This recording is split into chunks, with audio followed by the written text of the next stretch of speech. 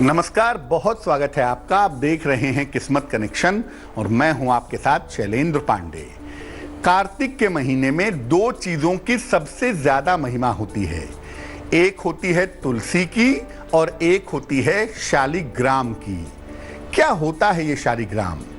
इसको इतना पवित्र क्यों मानते हैं और किस चीज से शालिग्राम का संबंध होता है, आज इस विषय पर बात करेंगे।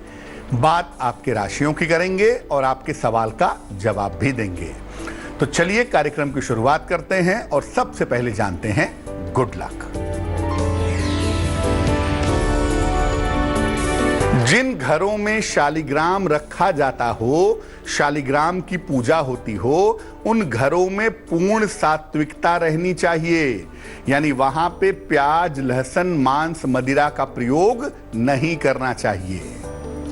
देखिए, शालिग्राम एक पत्थर है, एक शिला है और इसको भगवान विष्णु का स्वरूप माना जाता है। तो आखिर क्या हुआ था ऐसा कि भगवान विष्णु पत्थर के रूप में, शिला के रूप में बदल गए थे?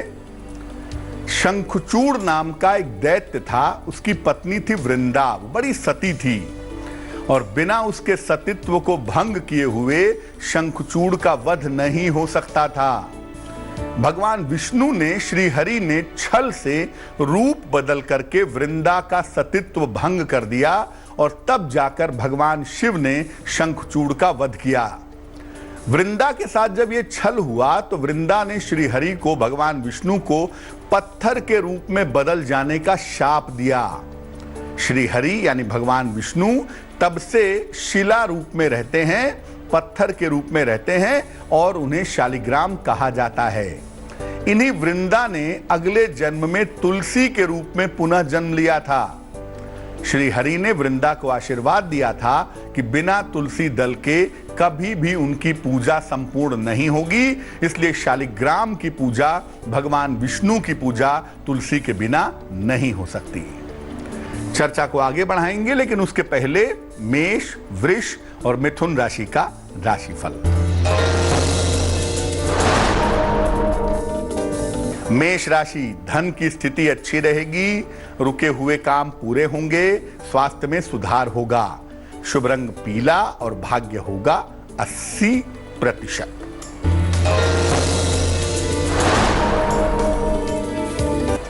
वृष राशि, मन प्रसन्न रहेगा, नौकरी में परिवर्तन के योग हैं, संपत्ति संबंधी मामले हल होंगे, शुभ रंग गुलाबी और भाग्य होगा 90%।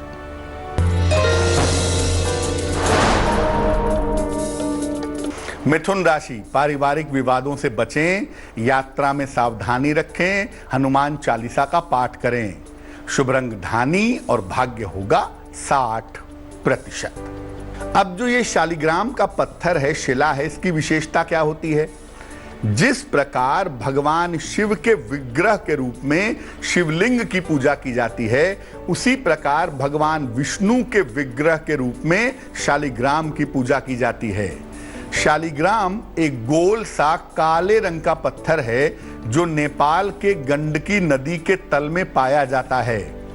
इसमें एक छिद्र होता है और पत्थर के अंदर शंख, चक्र, गदा या पद्म खुदे हुए होते हैं। कुछ पत्थरों पर सफेद रंग की गोल धारियां चक्र के समान रहती हैं। इस पत्थर को भगवान विष्णु का स्वरूप मानते हैं और इसकी पूजा भगवान शालिग्राम के रूप में की जाती है। शालिग्राम पत्थर जितना काला होगा और उस पर जितनी ज्यादा आकृतियां पाई जाएंगी, वो उतना ही ज्यादा श्रेष्ठ होगा, उतना ही ज्यादा प्रभावशाली होगा।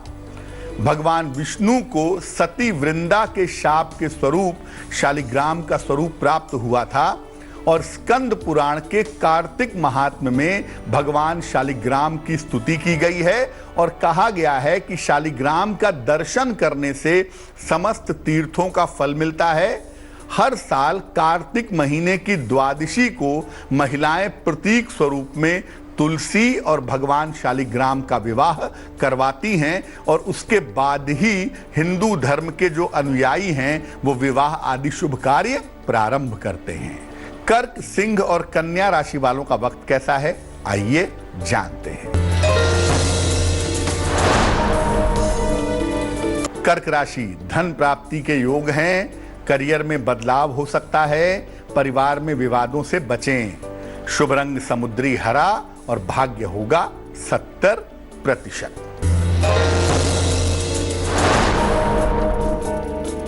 सिंह राशि, आत्मविश्वास बढ़ा रहेगा, नौकरी में अच्छा बदलाव हो सकता है, संतान की समस्या हल होगी। शुभ रंग लाल और भाग्य होगा 80%।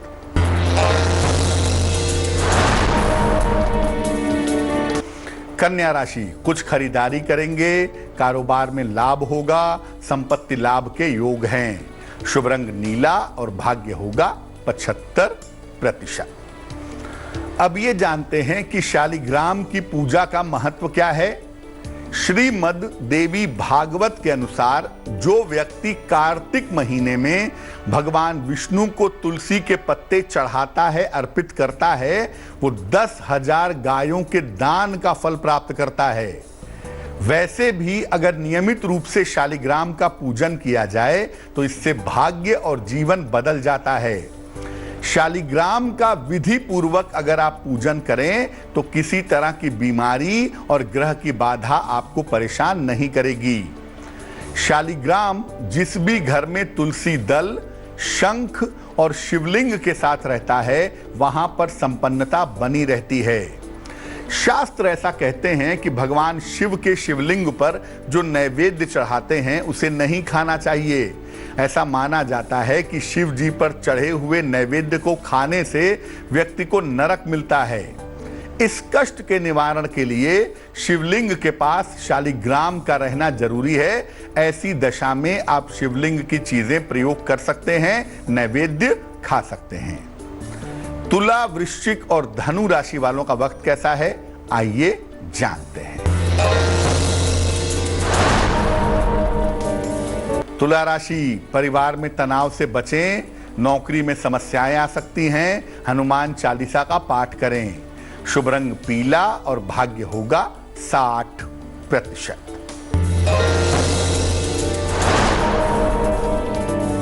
वृश्चिक राशि, धन की स्थितियों में सुधार होगा, नए कारोबार की शुरुआत हो सकती है, विवाह तय हो सकता है।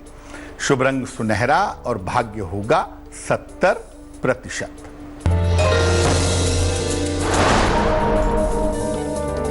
धनु राशि, काफी व्यस्तता रहेगी, मुकदमों में अनुकूल परिणाम मिलेंगे, कोई नई जिम्मेदारी मिल सकती है।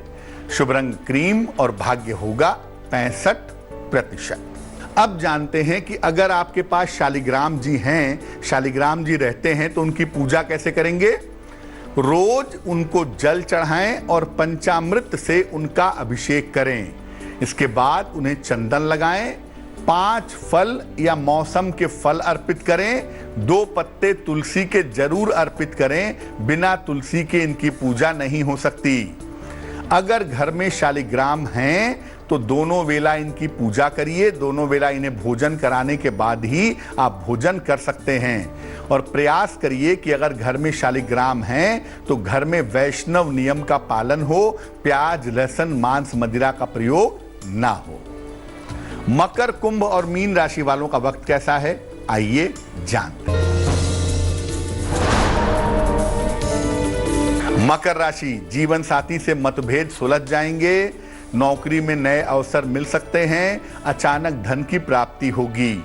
शुभ रंग आसमानी और भाग्य होगा 75%।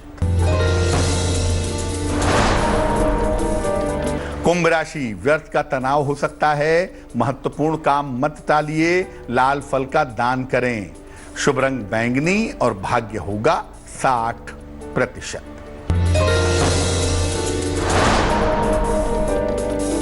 मीन राशि, छोटी यात्रा के योग बन रहे हैं, संतान प्राप्ति के योग हैं, नौकरी में कुछ बदलाव हो सकता है। शुभ रंग आपका हरा और भाग्य होगा 70%। तो आज हमने शालिग्राम जी की महिमा की बात की। अब जान लेते हैं क्या है आज की सलाह। अगर आप मानसिक रूप से बहुत ज्यादा परेशान हो, मेंटली बहुत चिंता करते हो, बहुत तनाव पालते हो, तो क्या करेंगे। रोज सवेरे सूर्य भगवान को जल अर्पित करिए, महीने में 2 एकादशी आती है, दोनों एकादशी का उपवास रखिए और जितना संभव हो ओम शब्द पर ध्यान लगाइए। ओम बोलने के साथ ओम शब्द पर ध्यान करिए सुबह शाम दोनों समय। निश्चित रूप से आपकी मानसिक स्थिति बेहतर हो जाएगी। तो आज के लिए किस्मत कनेक्शन में बस इतना ही। फिर होंगे हाजिर किसी नए विषय के साथ, आपकी समस्याओं के समाधान के साथ। तब तक के लिए मुझे दीजिए इजाजत और आगे जरूर देखिए रिश्तों की कहानी संजय सिन्हा के साथ। नमस्कार। लेटेस्ट खबरों के लिए यूं ही देखते रहिए तेज, और इस वीडियो के पसंद आने पर लाइक, शेयर एंड सब्सक्राइब करना ना भूलें।